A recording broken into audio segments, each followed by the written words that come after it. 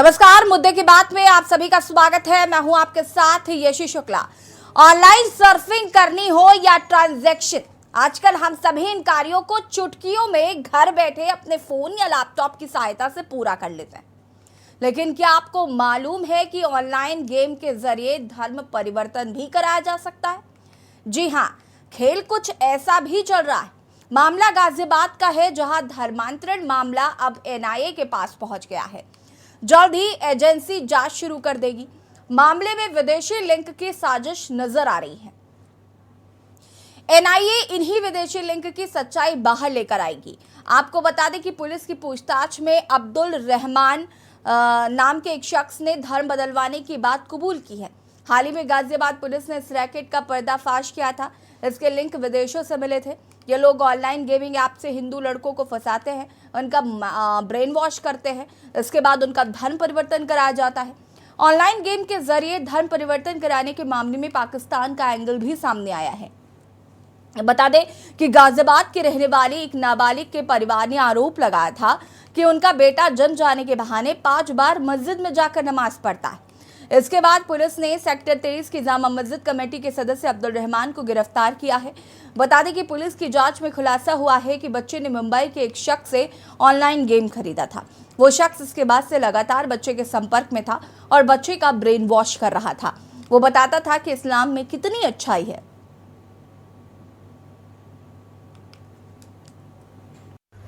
देखिए, 30 मई को थाना कबीरनगर में बहला फुसलाकर धर्मांतरण करने का एक अभियोग पंजीकृत हुआ था, जिसमें कि 2 लोग नामजद थे। इसमें बद्दो नाम के एक व्यक्ति की डिजिटल आइडेंटिटी के बारे में हमको पता लगा था, जिसका कि हमारे साइबर ब्रांच ने जिस पे काम करा है, जिससे हमको उनका असली नाम पता लगा, जिनका नाम शाहनवाज मकसूद खान है, जो कि साजिया अपार्टमेंट, थाना बुमरा, जनपद ठाणे, महाराष्ट्र के हैं।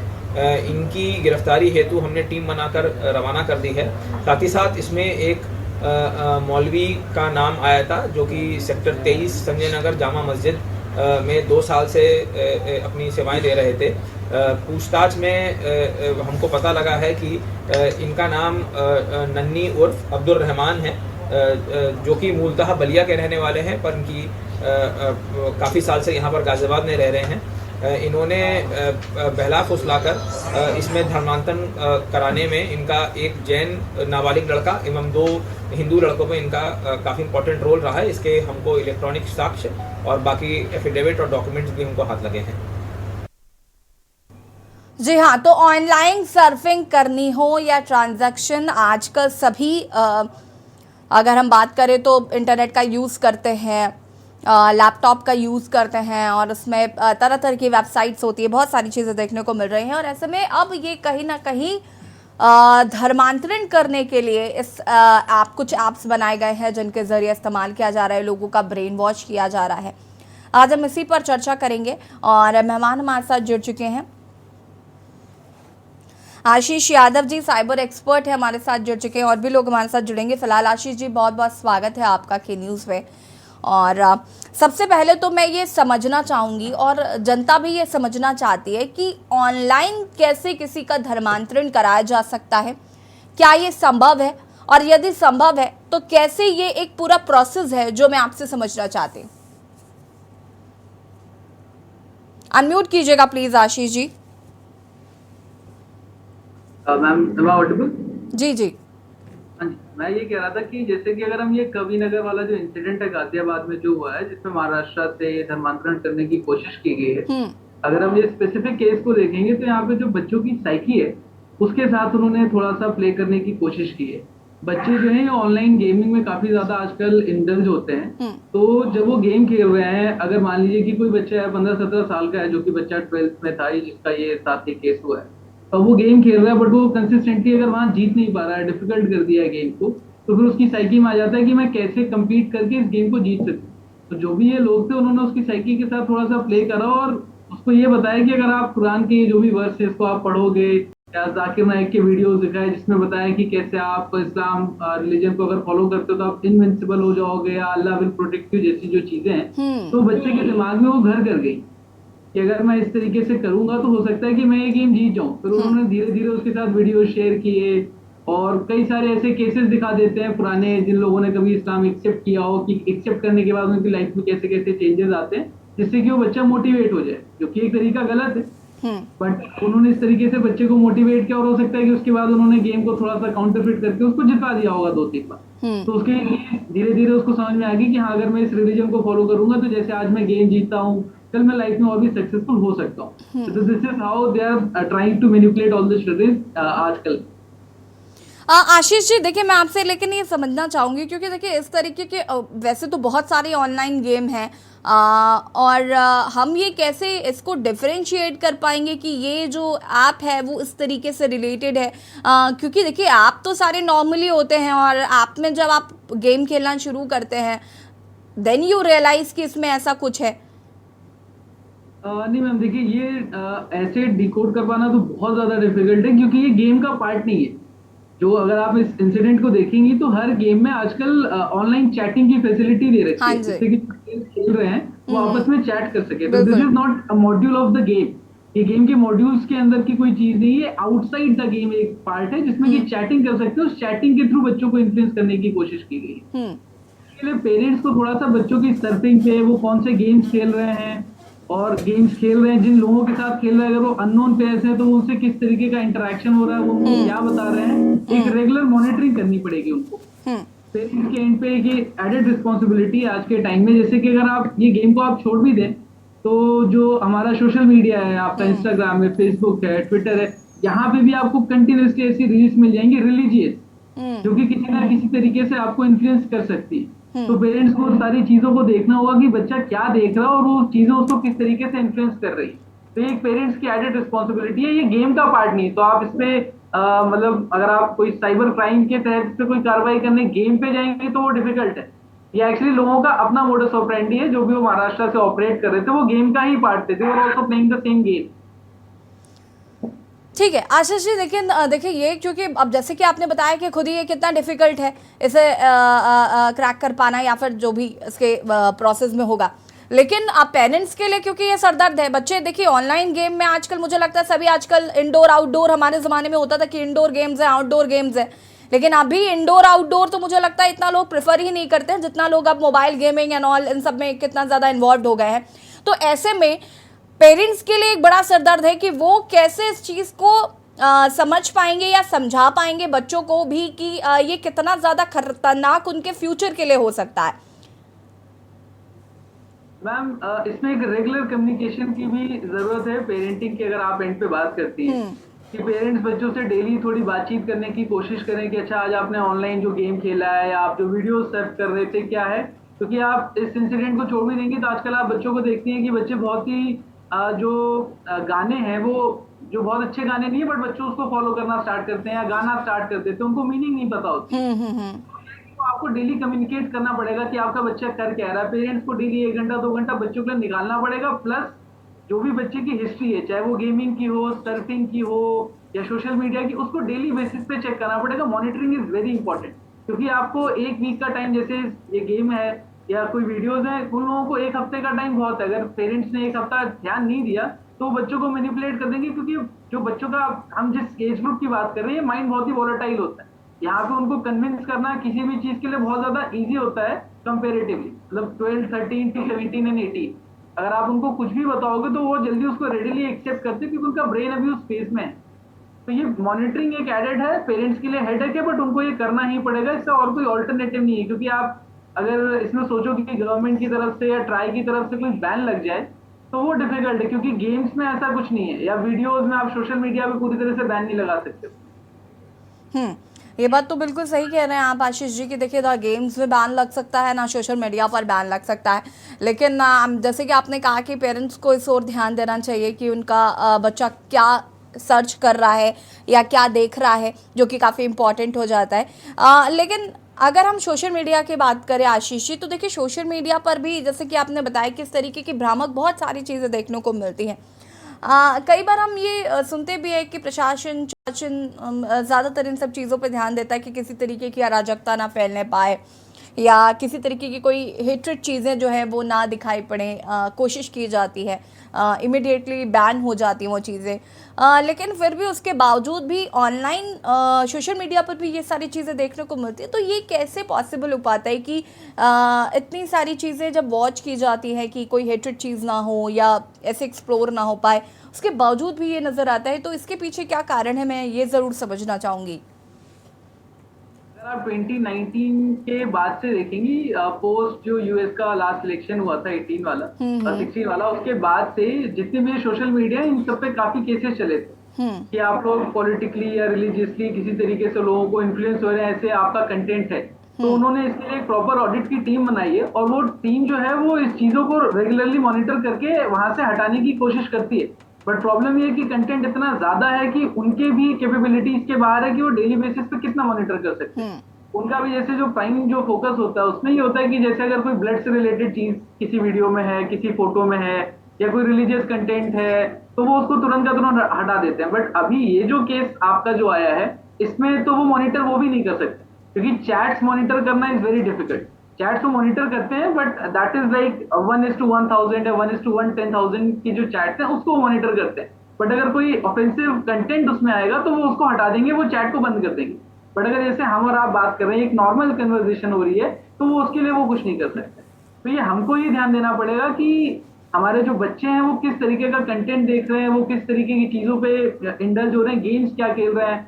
वो गेम्स अगर खेल रहे हैं, क्योंकि ये जो गेम्स की हम बात कर रहे हैं बहुत वायलेंट गेम्स भी है, इसमें बहुत सारा ब्लड है और बहुत ज्यादा वायलेंस है, गन्स इन्वॉल्व है। तो बच्चों को वैसे भी काफी ज्यादा वो गलत तरीके में, मतलब अगर आप धर्मांतरण की बात नहीं भी करें तो भी वो बच्चों को बहुत ज्यादा अफेक्ट कर रहा बिगाड़ ही रहे हैं। हाँ, अभी पबजी कितना ज्यादा फेमस ऑनलाइन गेम था और उसने कितना बच्चों को डिस्ट्रैक्ट किया था अपनी चीज़ों से, ये सब हम जानते हैं कि पबजी ने बहुत ज़्यादा लोगों के अंदर एक हाइप क्रिएट किया था।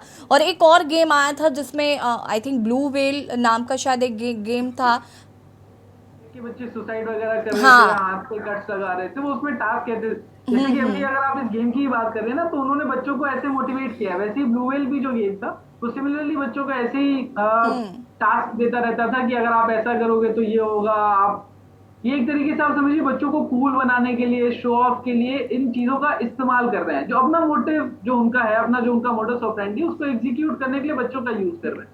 क्योंकि ये सबसे अच्छी है ना कि अगर आपको किसी को कन्वर्ट करना है, एक बार कोई 22, 23 हो जाएगा तो वो लॉजिकली सोचेगा। बट जो बच्चा 12-13 साल से 17-18 तक का है वो इतना ज्यादा नहीं सोच पाएगा। उसको तो ये चाहिए कि मुझे सक्सेस कैसे मिल जाए, मैं गेम्स कैसे जीतूं, मैं पढ़ाई में कैसे एक्सेल करूं। ये हमको आपको लग रहा है कि वो गेम्स के लिए बच्चे ने कन्वर्ट करा है। हो सकता है कि उसको बहुत लार्जर पिक्चर दिखाई गई होगी कि नहीं आप पढ़ाई में भी एक्सेल करोगे, कल को आपको अच्छी जॉब्स मिलेंगी, आपकी अच्छी शादी होगी।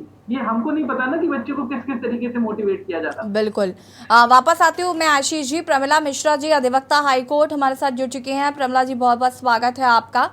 और मैं आपसे ये समझना चाहूँगी, जो इस तरीके के साइबर चीज़ें देखने को मिल रही हैं, लाइक ऑनलाइन गेम में जिस तरीके से धर्मांतरण हो रहा है, गाजियाबाद का जो मामला जिस पर हम डिस्कशन कर रहे हैं कि ऑनलाइन गेमिंग के थ्रू बच्चों का धर्मांतरण किया जा रहा है, इसके लिए कानून में क्या प्रक्रिया है, वो मैं आपसे जानना चाहती हूँ। पहले तो ये ऑनलाइन गेम अलग बात हुई और धर्मांतरण अलग बात हुई।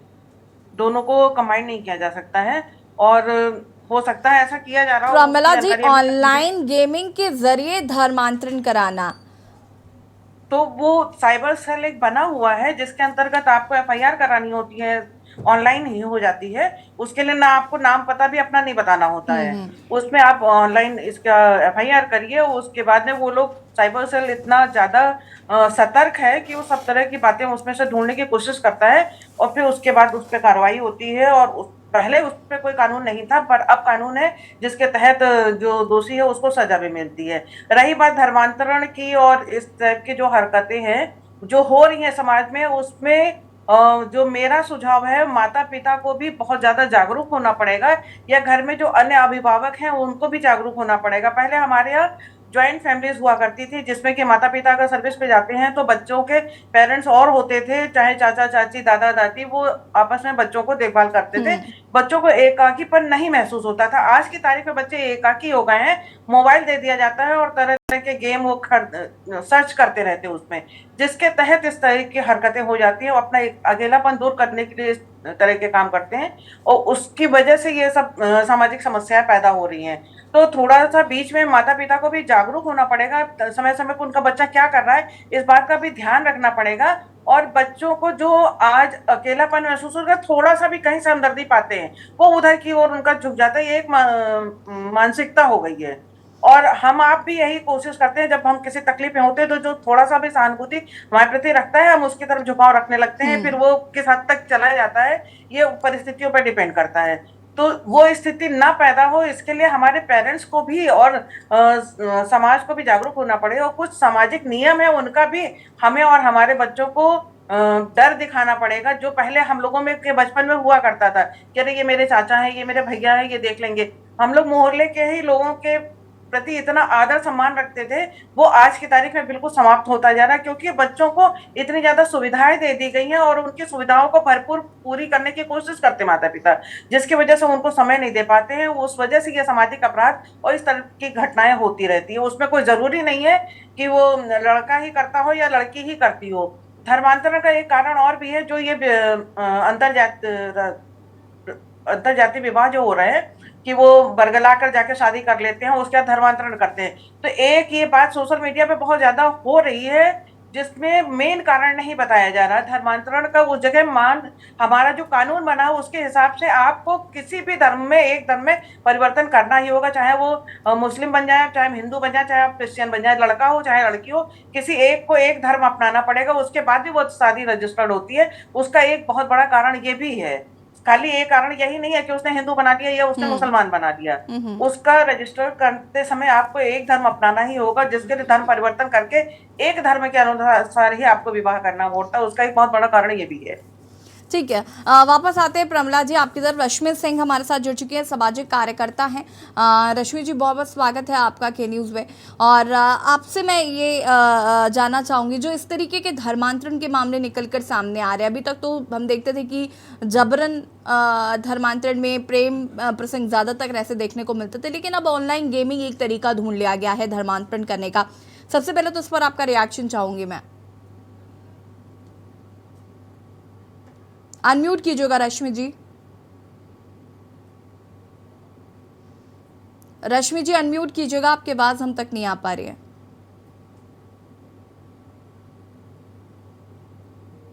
हेलो। हाँ जी, कंटिन्यू करिए। हाँ जी, नमस्कार जी। मैं रश्मि सिंह, सामाजिक कार्यकर्ता और समाज के कई विभिन्न अंगों से जुड़ के काम करते हुए मैं ये बिल्कुल स्पष्ट रूप से देख पाती हूँ कि ये बुद्धिजीवी जन जो सामाजिक रूप से आज किसी जाति पात धर्म को एक तरफ से हटाने की बात कहीं की जाती है, और उसमें इस तरह के बहुत बड़े धर्मांतरण और धर्म को लेके जो चर्चाएं छिड़ती हैं, उस पर विशेष रूप से बच्चों को, यूथ को इन चीजों को सुनाने की और उस पर विचार विमर्श करने के लिए एक बड़ा प्लेटफॉर्म देना चाहिए, चाहे वो कॉलेज हो, चाहे वो उनके घर हो, क्योंकि हम देखते हैं ये बच्चे इन विषयों से बहुत कटे हुए रहते हैं। आज का यूथ वो अपनी पढ़ाई, कैरियर को लेके ज्यादा फोकस्ड रहता है, जो उसके जो उनकी सांस्कृतिक धरोहरें हैं, जो उनके परिवार का कल्चर है, उससे वो धीरे धीरे दूर होते जा रहे हैं, चाहे वो किसी भी धर्म के बच्चे हों। तो जो लोग इन विषयों पर बहुत स्थायी रूप से और बहुत ही प्लान्ड करके काम करते हैं, उन चीजों को ट्रैक कर पाना बच्चों के लिए बहुत मुश्किल होता है। मुझे लगता है इसमें एक परिवार बहुत बड़ी भूमिका निभाता है, और क्योंकि बच्चे बहुत ज्यादा ऑनलाइन और बहुत सोशल मीडिया से कनेक्टेड रहते हैं, इसलिए उनको उस तरीके से इन्फ्लुएंस करना बहुत आसान है। जो मैं खाली उनकी बात कर रही हूँ जो प्रॉपर इसी एजेंडे पे काम करते हैं और इसी तरफ बच्चों को ले जा रहे हैं। रश्मि जी, यहाँ पर हम पेरेंट्स की भी बात कर रहे थे कि उन्हें बहुत मॉनिटर करने की जरूरत है। खैर, उस पर हम आगे बातचीत करेंगे। आप सभी हमारे साथ बने रहिए और यहाँ पर कहीं छोटे से ब्रेक के लिए चलो हाजिर होते हैं। आप देख रहे हैं के न्यूज़, खबरों का सारथी। ब्रेक के बाद एक बार फिर से आप सभी का स्वागत है और मुद्दे की बात में आज हम बात कर रहे हैं गाजियाबाद के एक मामले को लेकर, जिसमें ऑनलाइन गेमिंग के जरिए एक 17 साल के बच्चे का ब्रेन वॉश कर उसे उसका धर्मांतरण किया गया है। और ये कैसे एक संभव हो सकता है, हम इसी पर इसको समझने की कोशिश कर रहे हैं। साथ ही साथ पेरेंट्स कैसे इस ओर ध्यान दें, हम इस पर भी बातचीत करने की कोशिश कर रहे हैं। रश्मि सिंह जी, मेरा प्रश्न था कि देखिए, पेरेंट्स की भी एक अहम जिम्मेदारी हो जाती है, क्योंकि अभी जैसे कि आशीष जी बता रहे थे कि पेरेंट्स को कहीं ना कहीं ये ध्यान देना चाहिए कि उनका बच्चा क्या फ़ोन में देख रहा है, किस तरीके की गेम डाउनलोड किए गए हैं, किस तरीके की गेम में वो इंटरेक्ट हो रहा है, सोशल मीडिया में भी किस तरीके की चीज़ें वो देख रहा है। ये एक कहीं ना कहीं बहुत ज़रूरी हो गया है आज के टाइम पे। पेरेंटिंग अगर आपको अपनी बेहतर करनी है तो इस ओर ध्यान देना ज़रूरी है। इसे कैसे समझ रहे हैं, कैसे देख रही हैं आप? रश्मि जी।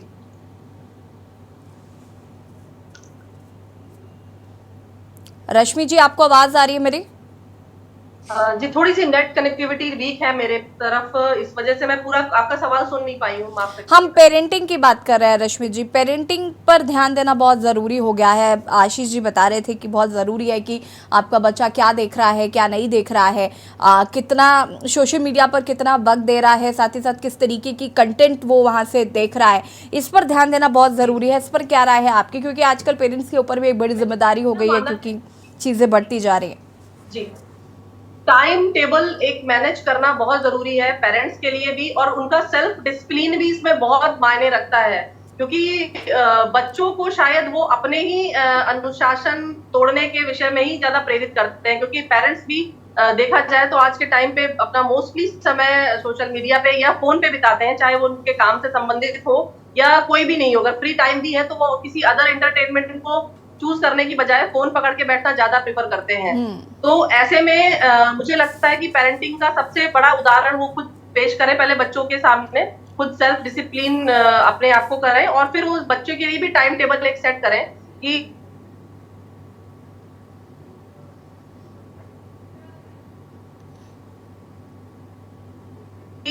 इतनी देर पढ़ाई के बाद आपको टीन एजर बच्चे हैं उनको बहुत मोटिवेट करना चाहिए। बिल्कुल, मैं वापस आती हूँ। आशीष जी, साइबर सेल की बात करी जाती है कि साइबर सेल जो है वो अपना काम कर रहा है, साइबर सेल काफ़ी एक्टिव है, लेकिन साइबर सेल के अलावा अगर इस तरीके की चीज़ें देखने को मिलती है तो किस तरीके से हमें क्या करना चाहिए, कैसे हम इन सब चीज़ों से बच सकते हैं, उस पर एक रिएक्शन आपका। उसके बाद प्रमिला जी आपके पास आते हो। मैम, सबसे पहला रिएक्शन देना चाहिए कि आपको इसकी साइबर कंप्लेंट तुरंत के तुरंत कर देनी चाहिए, जैसे ही आपको पता चले कि आपका बच्चा या कोई भी इस तरीके की चीज़ों में इंडल्ज हो रहा है। क्योंकि आप जैसे उसको करते हैं तो जो भी आपका नेटवर्क वगैरह है उससे उस चीज़ों को ट्रेस करने में साइबर सेल को थोड़ी सी आसानी हो जाएगी। क्योंकि एक बार the culprit gets to know कि हाँ नहीं उनको ट्रैक किया जा रहा है, तो वो सारा का सारा अपना आईपी एड्रेस वगैरह सब वॉश आउट कर देंगे, फिर उनको ट्रैक कर पाना बहुत डिफिकल्ट है।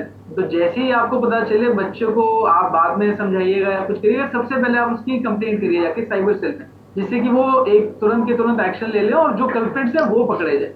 क्योंकि एक बार कल्प्रिट्स पकड़े जाएंगे तो थोड़ा सा इजी हो जाएगा। आगे इन चीज़ों को बढ़ाने में उन लोगों को थोड़ा सा डिफिकल्टीज होगी, उनके दिमाग में भी एक डर आएगा कि उनको ट्रेस किया जा सकता है। ट्रेसेबल सारे लोग हैं, बट जितनी जल्दी आप एक्शन लेंगे उतना हमारे लिए बेटर है। तो जैसे ही पेरेंट्स को पता चले कि कोई बच्चा उनका इस तरीके की किसी एक्टिविटीज में इंडल्ज हो रहा है, वो तुरंत के तुरंत उसकी रिपोर्टिंग करें प्राइम ऑफिस। प्रमिला जी, धर्मांतरण के जो ऐसे मामले निकल कर सामने आते हैं, ऐसे में क्या प्रावधान है, किस तरीके से काम करना चाहिए पेरेंट्स को भी अगर वो उस तरीके की चीज़ों में इन्वॉल्व होते हैं? तो आपका इस पर एक रिएक्शन चाहूँगी मैं। धर्मांतरण के लिए अगर पेरेंट्स को ऑब्जेक्शन है और उनके बच्चे बालिग नहीं है, ऐसा कुछ है, तो तुरंत उनको जाके एफआईआर करनी चाहिए, और उसके बाद में कोर्ट में रिट डाल के उसके रिलीफ मिल जाती है, और तुरंत पहले तो स्टे कर देते हैं आजकल, और उसके बाद उसकी पूरी कार्रवाई की छानबीन होती है। उसके बाद जो दोषी है उसको प्रॉपर सजा मिलती ही मिलती है। उसके लिए कोई रिलैक्सेशन नहीं है, कोई बंधन नहीं है। और कई बार ऐसा होता है कि झूठे केस आते हैं तो उसमें आपको भी दंडित करने जाने का प्रावधान किया गया है। ठीक है। रश्मि जी, मैं आपसे ये चीज़ समझना चाहूँगी कि आप मानते हैं इस बात को कि आज के टाइम पे पेरेंट्स का जो इन्वॉल्वमेंट है अपने बच्चों के प्रति वो काफ़ी कम हो गया है और ये जागरूकता होना बहुत ज़रूरी हो गई है, क्योंकि बहुत सारे पेरेंट्स हैं जो इतने बिजी होते हैं कि उनके पास इतना वक्त नहीं होता कि वो बैठकर ये सब चीज़ें देख पाएँ। बाहर नहीं जा रहा उनका बच्चा, उनको लगता है ठीक है मेरा बच्चा बाहर नहीं जा रहा है, मोबाइल दे दिया, या फिर खुद पेरेंट्स चूँकि बाहर है तो उन्होंने मोबाइल दे दिया कि ठीक है हम कनेक्ट रहेंगे। अब वो घर में बैठकर क्या कुछ कर रहा है उस पर निगरानी रख पाना हर पेरेंट्स के लिए बहुत मुश्किल काम होता है। आपको नहीं लगता कि इसके लिए एक जागरूकता होनी भी बहुत ज़रूरी है पेरेंट्स में?